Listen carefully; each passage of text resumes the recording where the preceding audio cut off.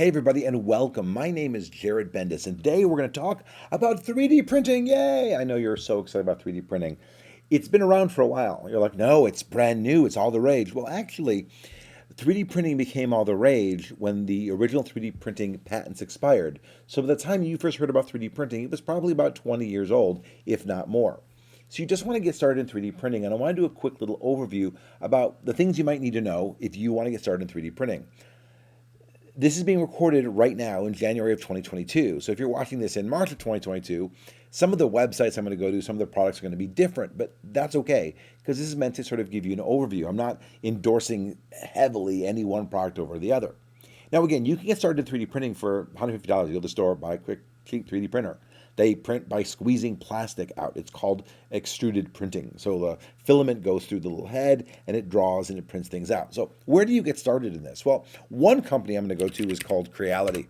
Creality is a really fun company because they make really big printers and really little printers. So like literally this one is $260 and then they go up and they get more and more expensive, which is pretty cool.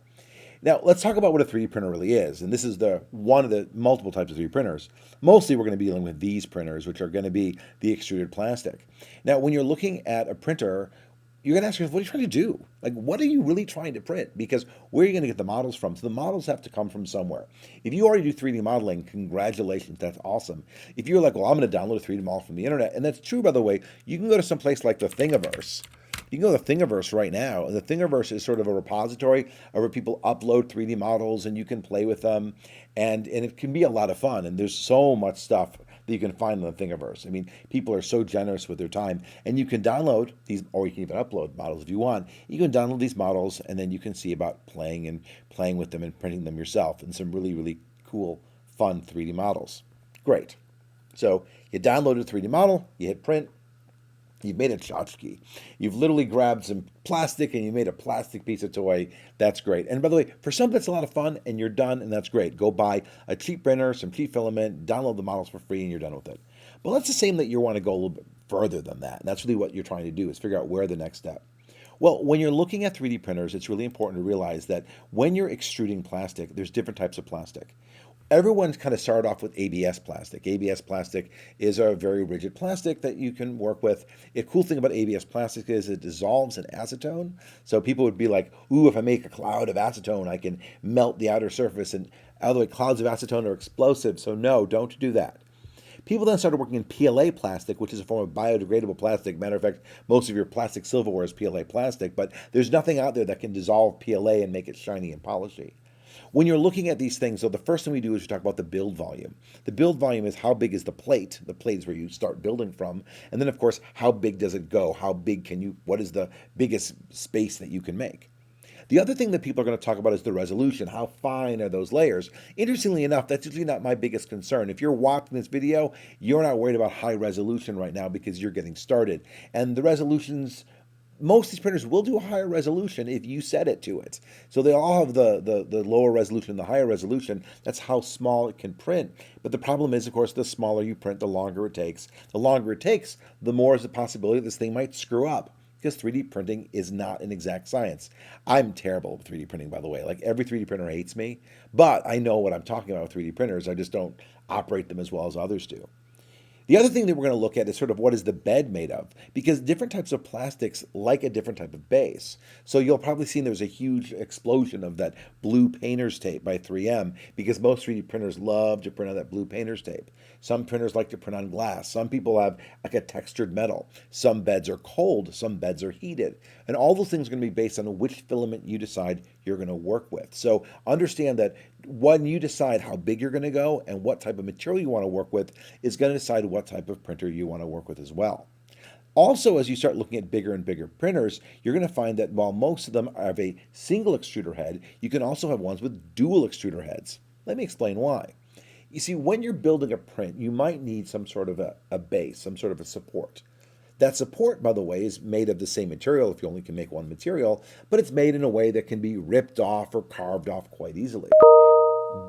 But if you decide to work with a dual extruding machine, then what you can have is you can have one material that can either be super slippery, so it breaks off really easily, or you can even have it be a dissolvable filament, so that can dissolve in water, or some of them dissolve in like a lye bath, more dangerous, of course. So all these things allow you to start thinking about how you're going to be building. If you work with support mechanisms, you can make support structures, you can make prints you couldn't make without support structures, and you can get to crazier and crazier ways of doing it. And that's why looking at these printers, you realize each one of them has its own basic premise. Now, one of the things that I love about looking at printers is there's so many cool ones out there. I want to show you one of the specialty one that only Creality sells, which is called the 3D print mill, and it's on a it's got a little like a treadmill on it, and what that does is what that belt does is it allows you to actually print things of infinite length. So you can print like an entire sword out of the printer. That's really not what this is for. What it's for is it can print an item, and then it can roll the item off the conveyor belt and then print another item and another item. So you can put a bin down at the base of this thing and print out 50 items unattended. And again, that's if everything works unattended. When you work in 3D printing, things are going to get weird. Things are going to jam, things are going to break, things are going to need replaced. Most of these come unassembled, and you're going to assemble it for the very first time, which means if a motor breaks, you're probably going to be the one who replaces that motor. If a fan breaks, you're going to be the one who replaces that fan. So it's good to think about this as IKEA on steroids. That at some point you are going to understand how these things get assembled, because you might be the one to disassemble it later on. I know it seems weird to spend $1,000 on something that comes unassembled, but that's frequently the way these things work, and you just have to deal with it that way. Now, quickly, you're going to see the word resin up here, and I want to talk about the fact that there's a second type of printer, and it's called a resin printer.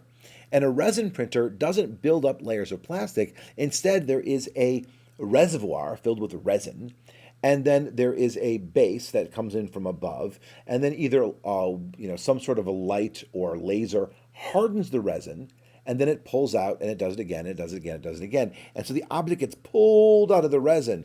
These things are much easier to operate, though they can be messy because you're dealing with liquids and resin and things like this. But it's very, very straightforward in terms of what it does. Again, it's a different type of printer.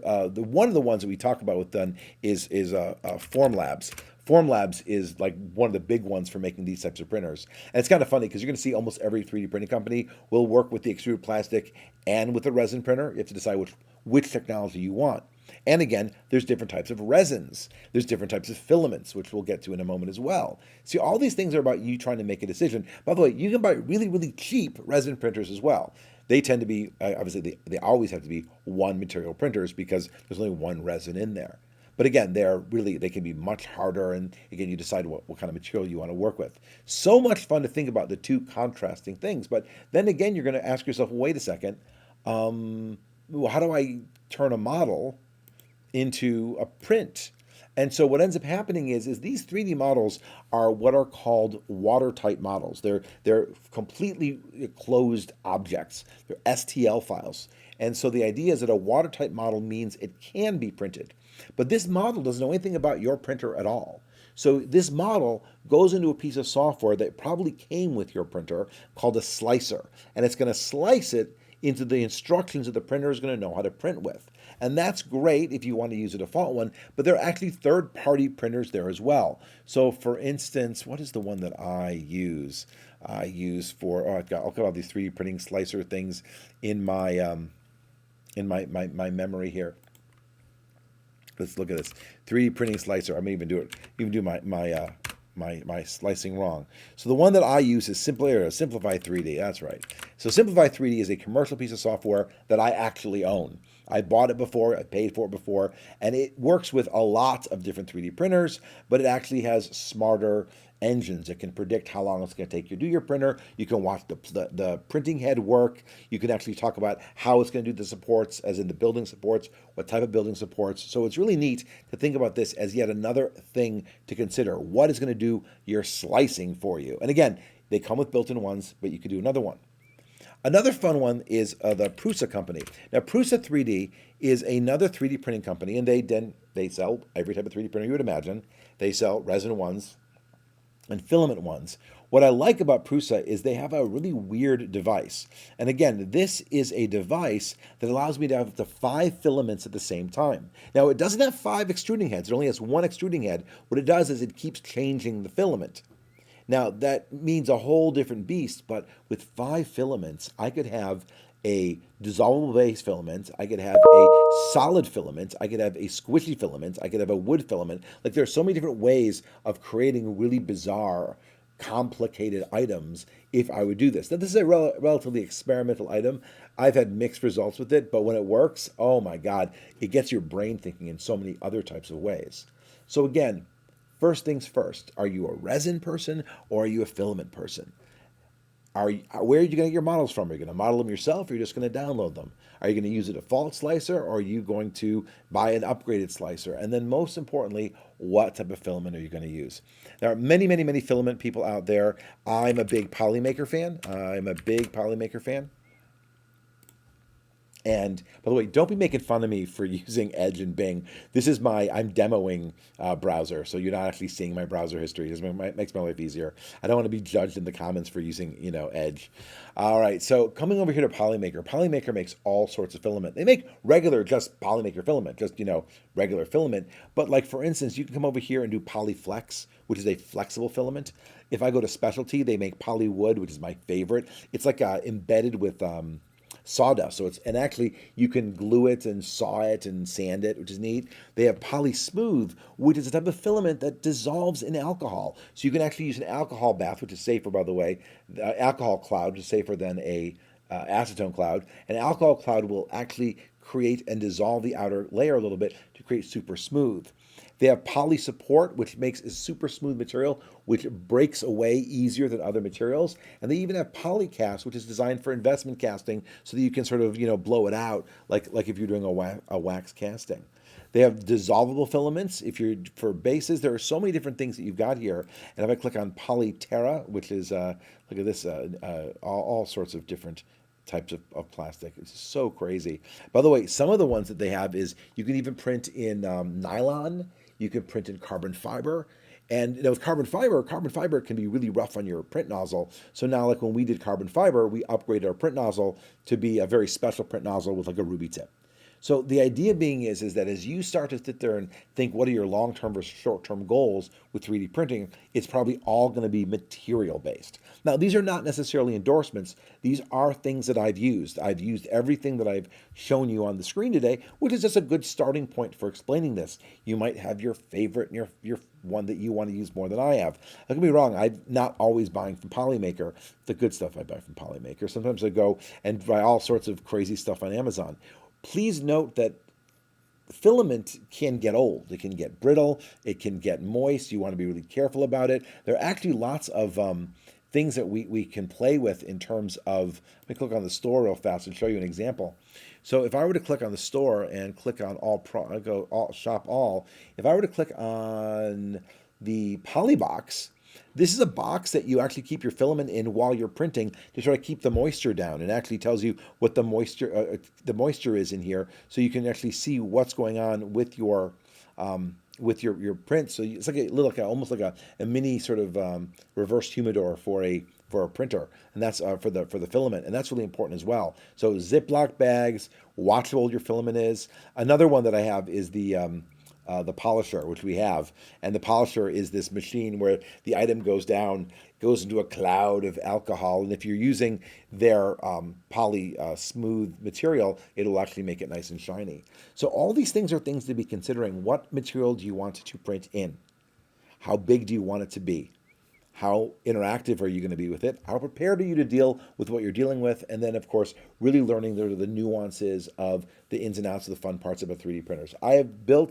I've taken apart, I've repaired all sorts of 3D printers over the years, and you get used to it. Some of my friends are more naturals to it than I am, but the basic premise is the same. All right. If you have any questions, like, subscribe, comment, be nice. Again, these are just suggestions. My name is Jared, and this was a very, very fast introduction to what you need to know before you buy a 3D printer.